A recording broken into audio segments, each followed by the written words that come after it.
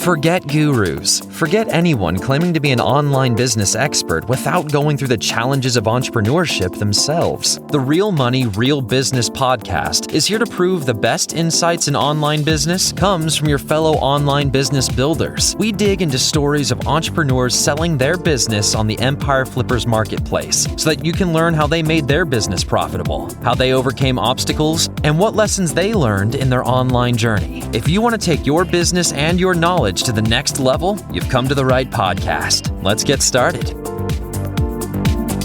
Hey everyone, Branden here with another great business to discuss on this episode of the Real Money, Real Business podcast. Today's guest is Adam, and he's selling his dropshipping business on the Empire Flippers marketplace. So welcome to the show, Adam, and how are you doing today? Doing great, Branden. Thanks for having me. Yeah, it's nice having you on the call. I'm excited to talk to you about this business you've created. But before we get into the details of the business, I'm going to go over a quick overview. So it is a dropshipping business in the sports niche created in March 2017. It has an average monthly revenue of $137 per month and makes an average of $28,187 per month in net profits. For everyone listening, you can visit empireflippers.com/marketplace and search for listing 48080 to learn more about the business, or you can unlock this listing and start your due diligence if you're interested in purchasing this asset.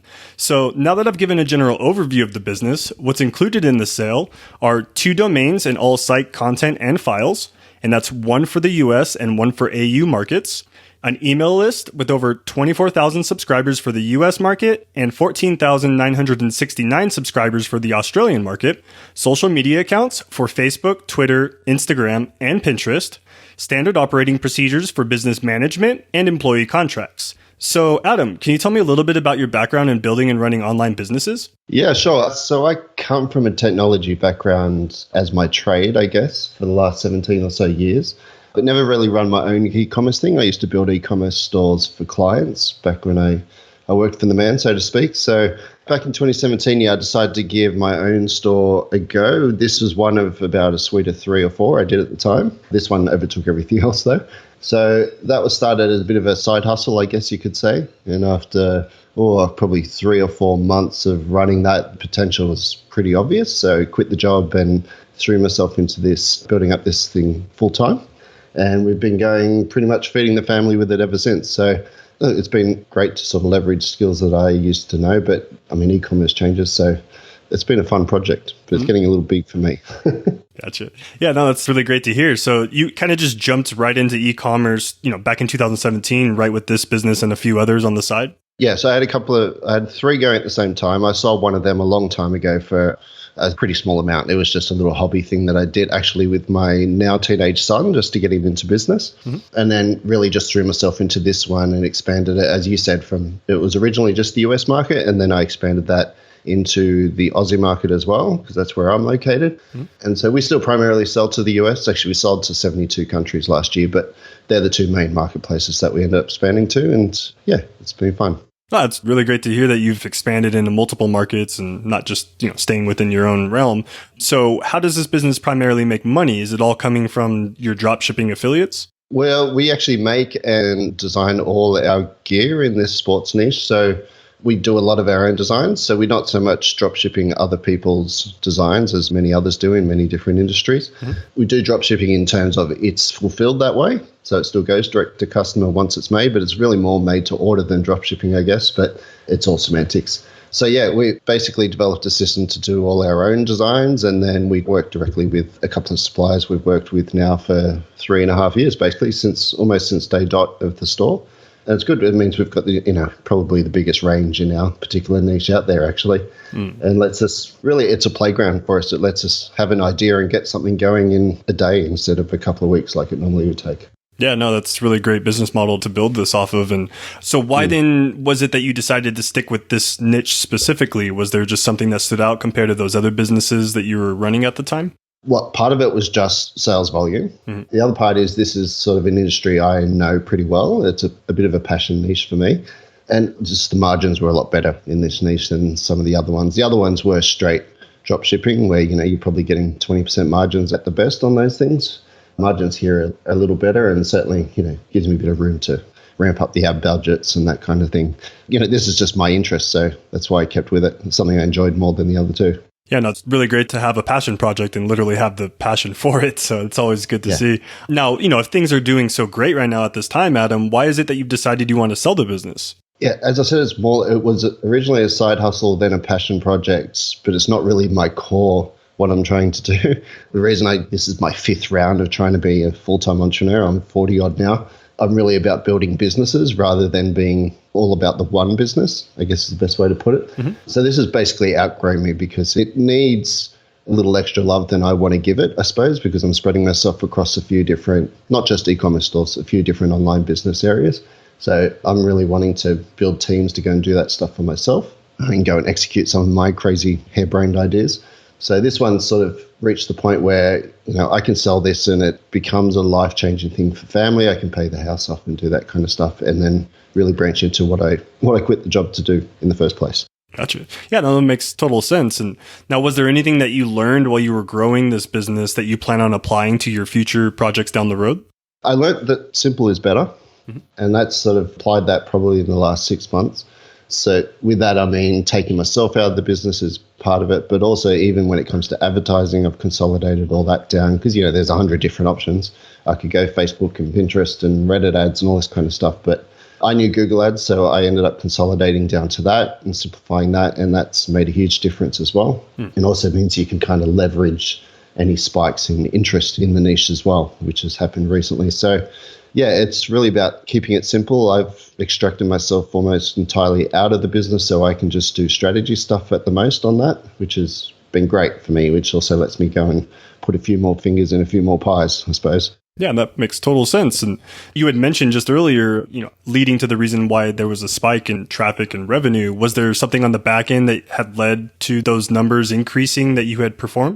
Well, part of it was the global interest in e-commerce that's just continually going up with, our current conditions with COVID going around the world. But my niche also got a little bit extra. Part of it is some slight seasonality to it. So it is that kind of season for it. But really the core of it, what I was saying about the ad budget, so I simplified, took away everything but Google ads and then tripled my ad spend, basically. By tripling my ad spend, I've done more than that in revenue and net profit. So yeah, it's the market's so big. I think people think you've got to spread yourself everywhere, but I think it just proves that the market's so big, and this niche especially is a very passionate, multi-purpose and multi-purchase type of niche that, if you just concentrate on finding the people that love your stuff and get them back, then, well, you can see what happens with the numbers. Yeah, no, definitely spending your advertising spend towards a more targeted niche group is definitely going to pay off in the long end. Now, would you say that a majority of your traffic is coming from then? Is most of it coming from paid advertising, or is also, some of the traffic coming in through organic search? There's a lot of organic search. We have pretty good rankings and we rank, at least top 2 or 3 of probably over 100. I can look them up, but probably over 100 different terms. So we get a lot of organic traffic anyway.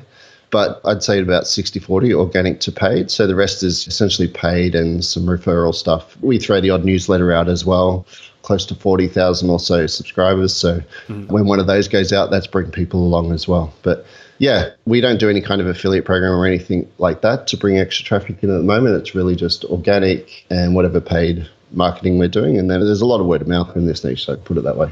Yeah, no, I completely understand that and agree with you. And I've also noticed that you do have a few social media accounts for Facebook, Twitter, Instagram, and Pinterest. Are you doing anything else marketing-wise with those, or even with the email list outside of just your regular newsletter? We have some automations on the email side.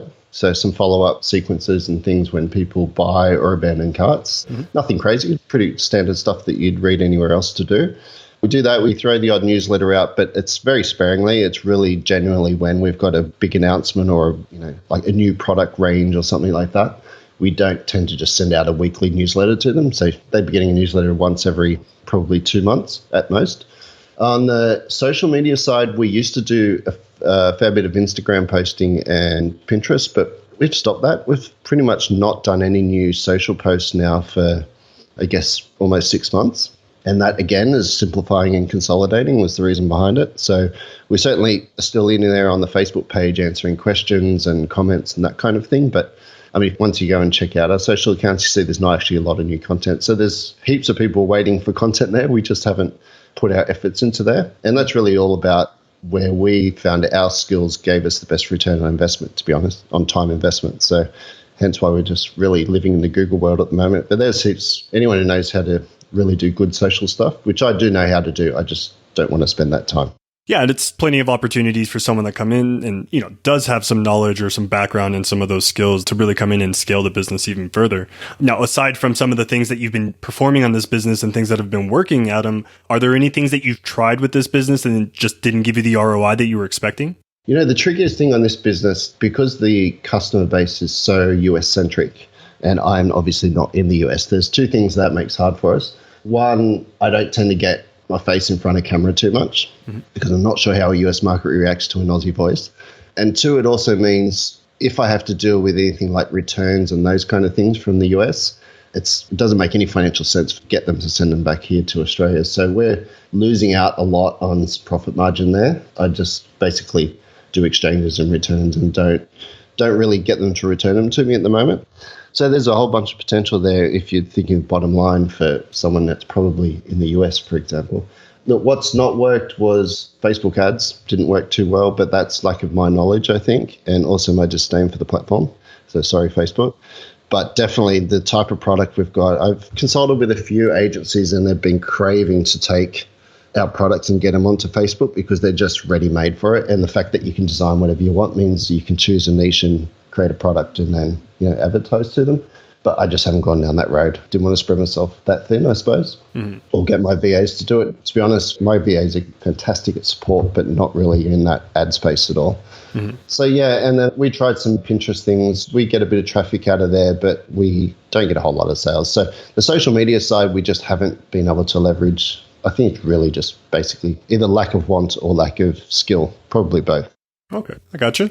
So hypothetically speaking, Adam, if you were to keep this business, what are the first couple things that you were going to do to optimize it, or if you were to keep this business and move on with it? Yeah, actually, we've already started this, and this is literally this week. The first thing is to introduce at least some partial warehousing on things without getting into specifics on different products. We have a certain product range that just wasn't working on dropshipping basis. Mainly that was a logistics reason. So we've introduced some small warehousing on those products and they sold out in 2 days. So that's a huge spot sort of get into. That's like literally yesterday and today, they've all sold out. They were supposed to last 2 weeks. They lasted 2 days. Oh, wow. That's really good. Yeah. My customer base are craving for warehousing because, what dropshipping can be a little slow in shipping time. They really crave warehousing, but it's an investment we haven't made yet, but we're easing into that. So that's probably the first thing I'd do if I keep that is expand that as well.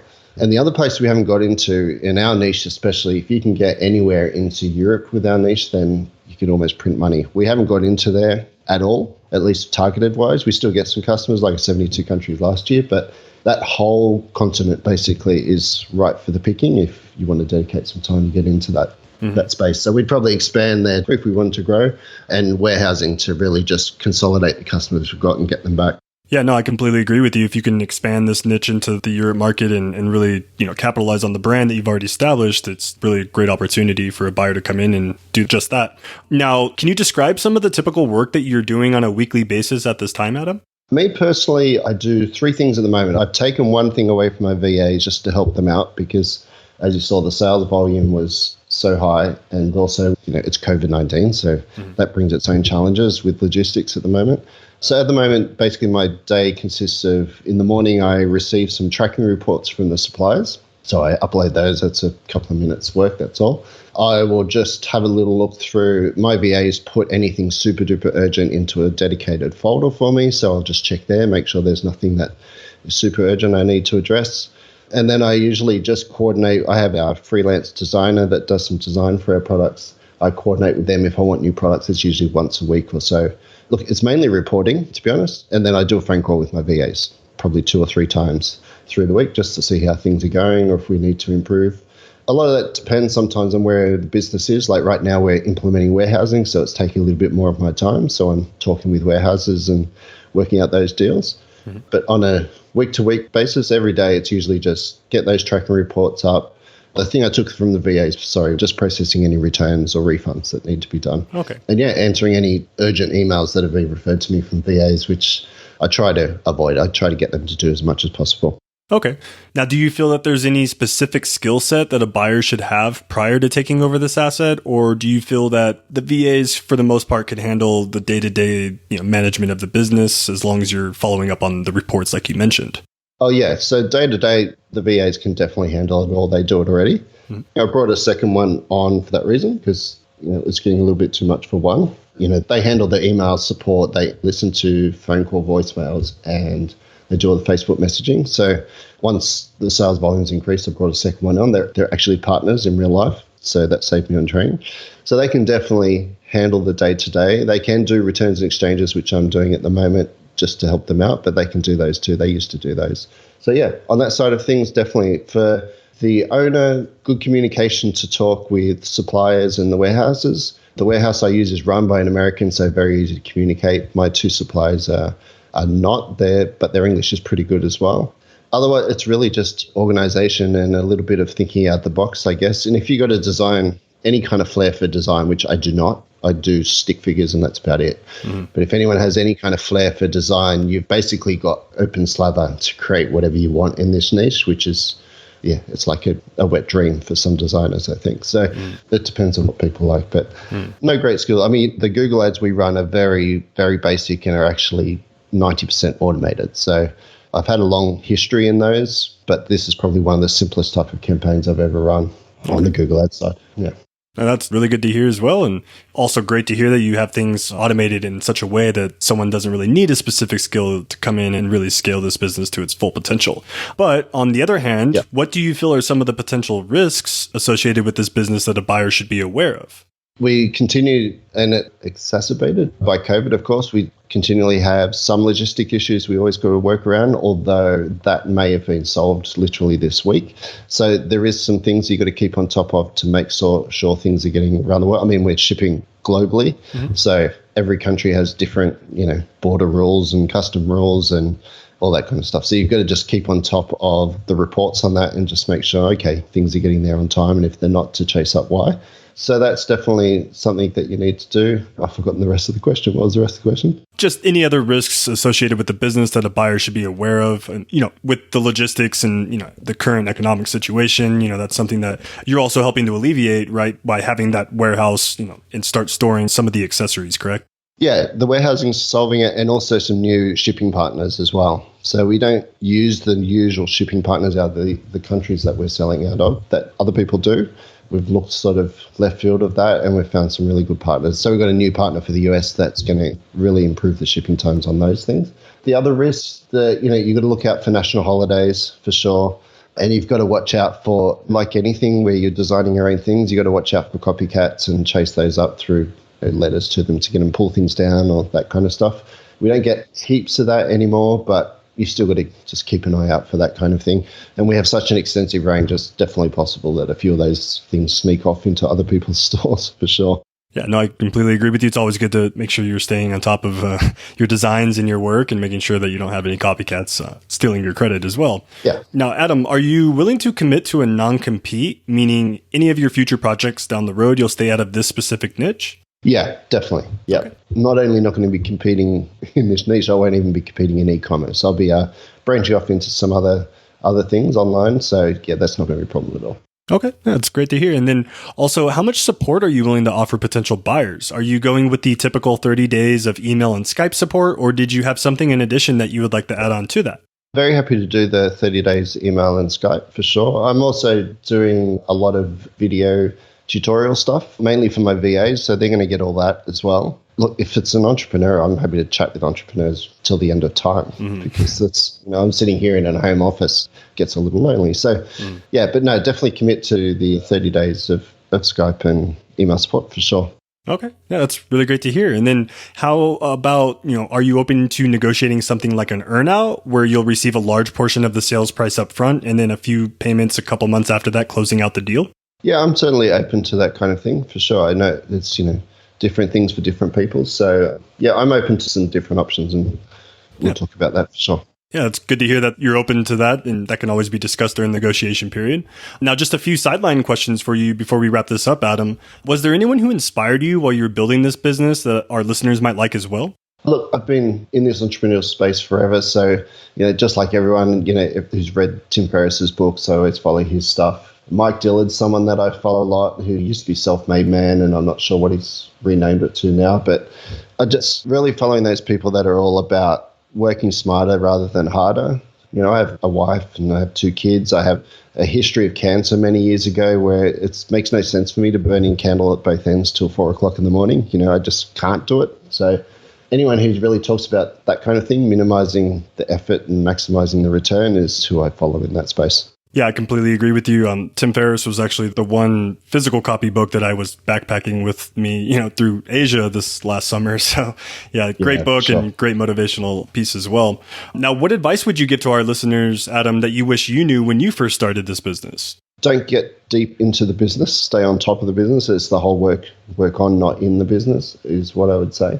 I would probably just say to someone, keep an open mind and always look for sort of left field options, because you just don't want to do what everyone else is doing. But the business is a really fun and a real passionate niche that you're really going to enjoy, especially if you enjoy creating your own thing. So if you're a creator, this would be great. But if you're just a business, someone who just wants to run a business, well, this kind of stuff's set up pretty well for you. Yeah, I completely agree with you. It's, kind of automated to the way you have it set up now where, even someone that might have an exact background in e-commerce could still come in and still, push this business to its full potential as well. Yeah, so that's and really great. Looping back to what you're saying about support as well, what I didn't mention is the 17 years in e-commerce and stuff I've been as a developer. So I'm actually from a programmer background. Mm-hmm. So I'm very much all about automating everything. So if there's parts of this business that need further automation, then I can certainly help with that as well in that support period. So that's what I'm doing, basically getting in there. And if I have to program something to automate it or generate automatic reports, then I do it. So yeah, it's hands off as possible. Yeah, that's really great to see. And I'm sure, any potential buyers out there that are looking at this listing can also see the opportunity that you've presented here as well.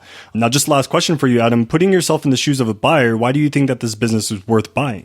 There's ginormous potential. We've only touched the surface. I mean, the numbers we're doing now are getting knocked down in terms of net profit because one of my location. So I really can't maximize sort of profit margins on this because I can't do returns and exchanges and this kind of thing. So I just eat that, and that all comes down to my net profit. So if you're in the right location, there's huge potential there. Obviously, like I said, you can expand into some new markets. And then also there is premium versions of these products that you can push into where you could at least double the margins of what we're doing. So you could leverage what we're doing here and push into more of a premium or professional level of the product and really up your margins on the whole thing. And then this all opens itself, like I said, to warehousing. There's even some custom-made angles you can go at this that we haven't touched at all, as well as wholesale we haven't even touched. And we get plenty of those inquiries coming in. We just don't do it because, again, it's just something I didn't want to do in this business, else it becomes a different beast that I didn't want to run. Yeah, no, it's great. Even with the beast it has become now, it's a great business. And I've seen even just on the back end and the numbers and metrics, it's really great opportunity for someone to come in and push through its full potential. Yeah. So that wraps it up. Adam, was there anything else that I might have missed in this call? No, I think we've covered everything for sure. Okay, perfect. Well, thanks again for coming on the call today, Adam. It was great talking to you about this business you've created and looking forward to seeing this listing getting sold for you here in the near future. No worries. Thanks, Branden. All right. And thanks, everyone, for listening. To learn more and to see if this listing has already been sold, head over to empireflippers.com/marketplace and search for listing number 48080. If you're watching this on YouTube, click the link in the description to go straight to the listing. And once you've unlocked this listing, you'll be given everything you need to know about this business. So until next time, enjoy your digital journey.